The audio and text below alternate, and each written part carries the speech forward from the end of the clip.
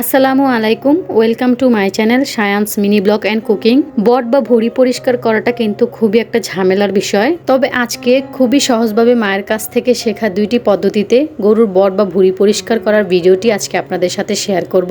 প্রথমেই আমি ফুটন্ত গরম পানিতে কেটে রাখা বটের এক টুকরো 10 থেকে 15 সেকেন্ড ভিজিয়ে নিব।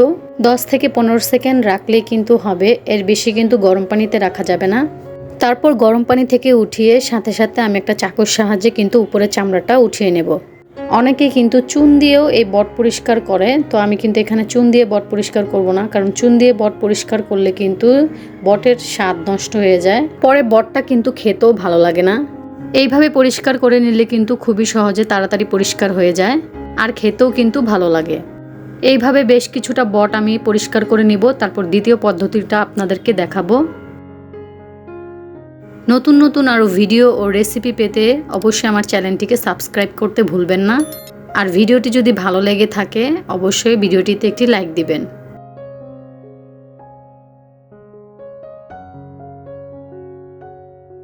দ্বিতীয় পদ্ধতিতে আমি বটের টুকরাটা গরম পানিতে দিব না, এইভাবে এক সাইড থেকে কিন্তু একটা পাতলা চামড়া আমি ধরে উঠিয়ে নিব টান দিয়ে।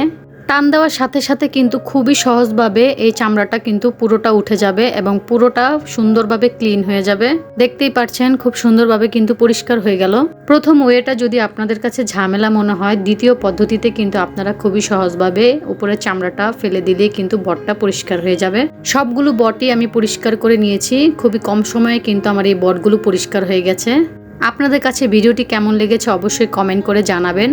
পরবর্তী ভিডিও দেখার আমন্ত্রণ জানিয়ে আমি বিদায় নিচ্ছি। সবাই ভালো থাকবেন, সুস্থ থাকবেন। আল্লাহ হাফেজ।